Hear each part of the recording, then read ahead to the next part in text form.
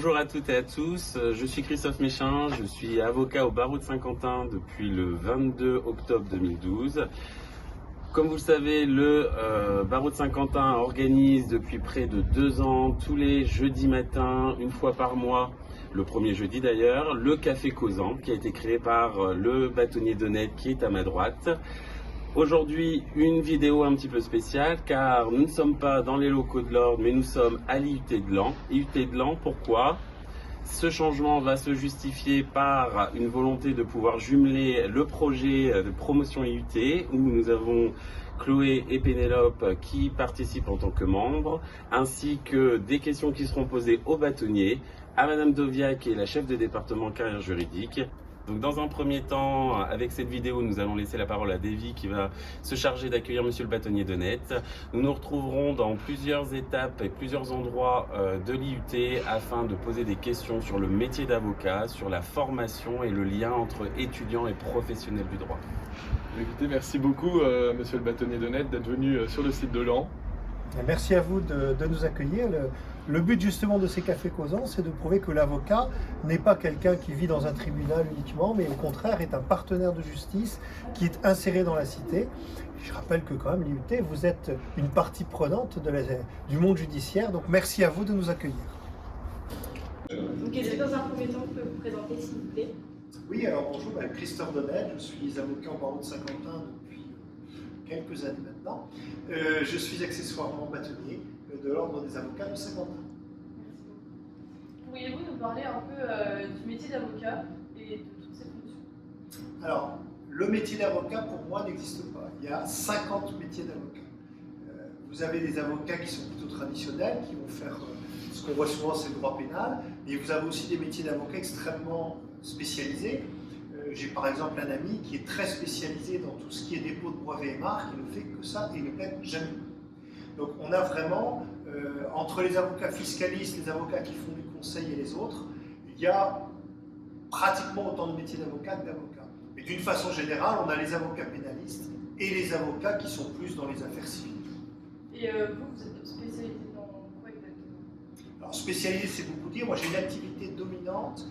Je dirais que je suis un peu l'avocat des fissures.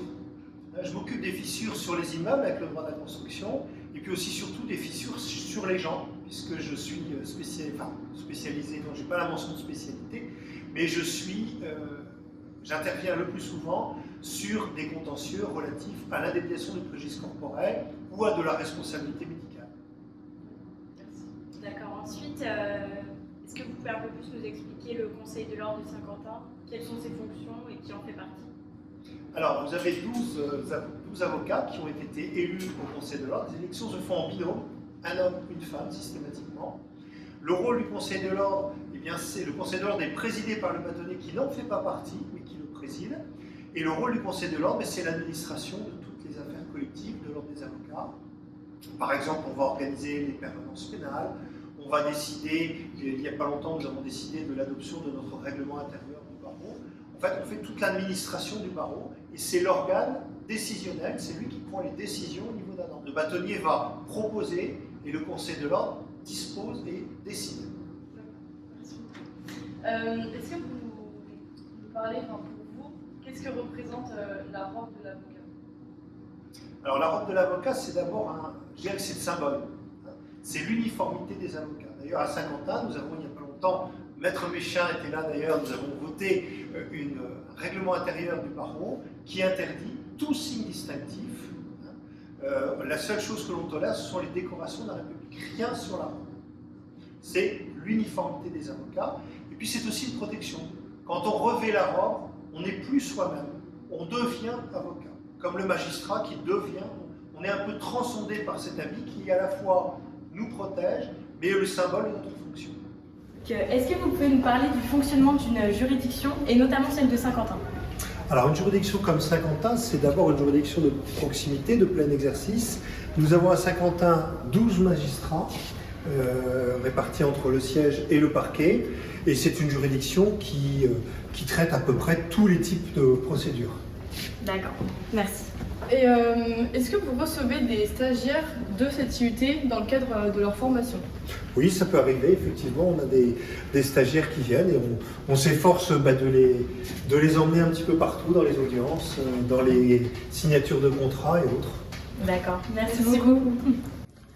Madame Doviac, merci d'accueillir le Café Causant du barreau de Saint-Quentin au sein de ce département carrière juridique.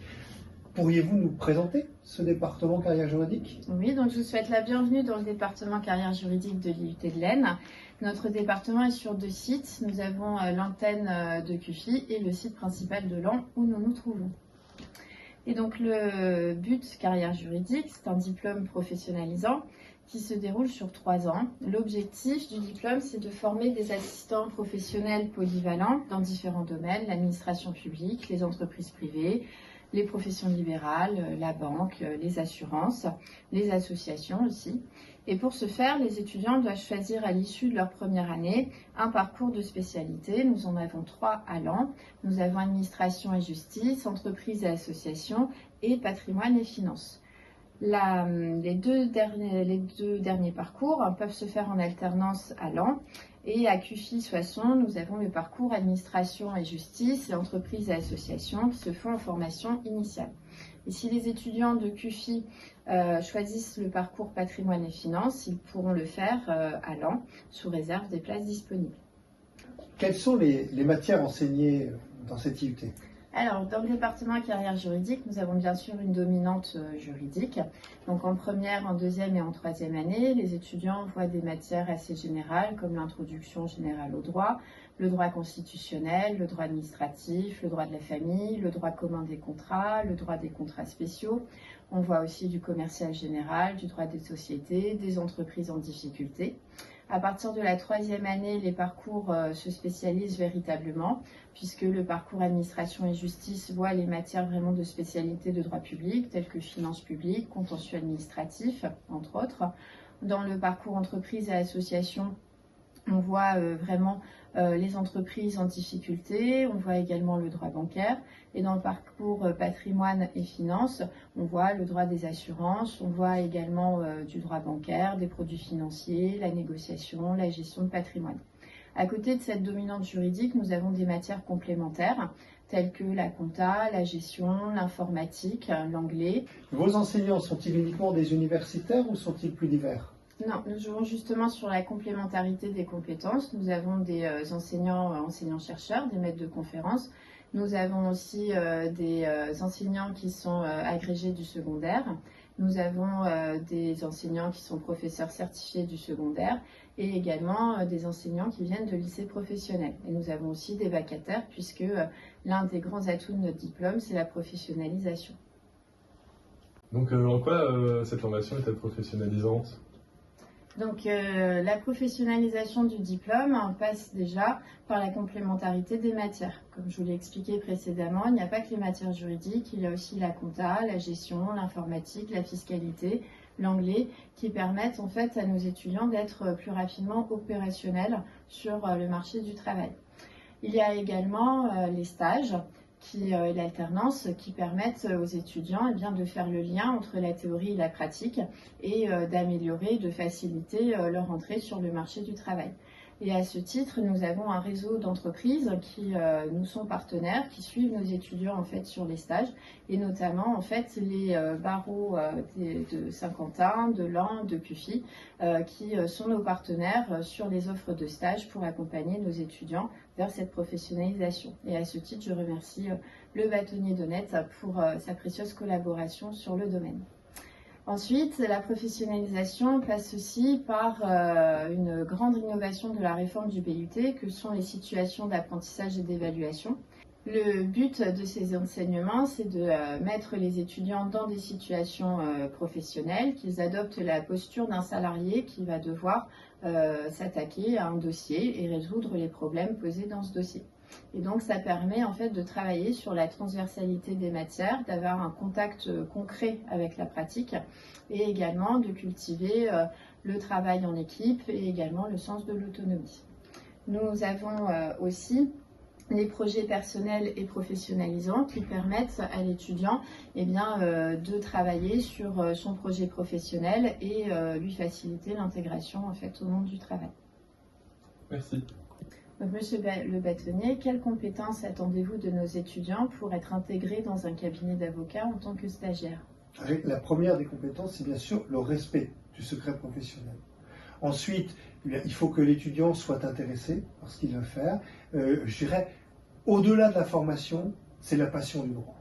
Si on voit qu'un étudiant est passionné par ce qu'il fait, presque j'aurais tendance à dire, peu importe ce qu'il a appris, il va progresser parce qu'il va poser les bonnes questions et parce qu'il va progresser et faire progresser le cabinet. Je rappelle que pour un cabinet d'avocats, comme pour toute entité, accueillir un étudiant, c'est aussi quelque chose de très formateur parce qu'on a l'effet miroir.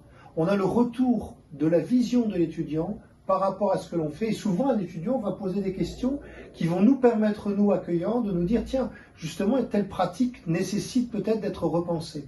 Et ça, c'est une force aussi que seuls les étudiants, quand ils viennent en stage, peuvent nous apporter. Alors oui, je suis Christophe Méchin, j'ai prêté serment le 22 octobre 2012, donc je suis dans ma 10e année, et j'ai toujours vécu à Saint-Quentin, et depuis que j'ai prêté serment, j'avais dans un premier temps intégré un cabinet conseil, où je suis resté environ 1 an et demi, et j'ai ensuite été le collaborateur de Maître Oracle pendant 9 ans, et à partir d'octobre dernier, enfin depuis octobre dernier, je décidé de m'installer à mon propre compte afin d'exercer pleinement ma profession. Et quel est le parcours pour pouvoir devenir avocat? Alors le parcours, la particularité c'est que j'ai été étudiant ici, donc à l'IUT de Laon, département carrière juridique, pendant 2 années où j'ai validé mon diplôme. J'ai ensuite intégré l'université d'Amiens pour la licence et le master, et enfin j'ai fait une année de préparation qui m'a amené à obtenir le CRFPR, qui est le concours d'entrée à l'école d'avocat. L'école d'avocat a duré environ 2 ans, et au bout de ces 2 années, j'ai pu prêter serment au sein du barreau de Saint-Quentin avec Maître Donnet. Justement, petite question, cher confrère.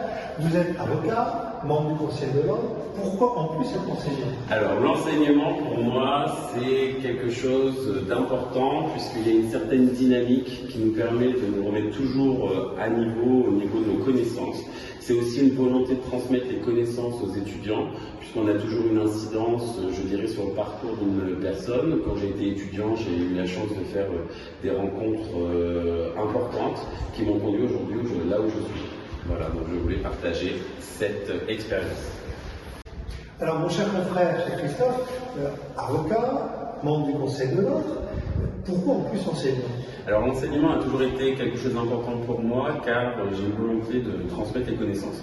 J'ai intégré cet établissement quand j'avais 18 ans, je sortais d'un lycée privé 56 mois et j'ai trouvé ici une ambiance de grande famille où on avait la chance d'apprendre dans des petites salles de classe, la transmission des informations et des connaissances était dans les meilleures conditions et j'ai souhaité à mon tour transmettre les connaissances que j'avais pu acquérir au cours de mon cursus et au cours de mes expériences professionnelles.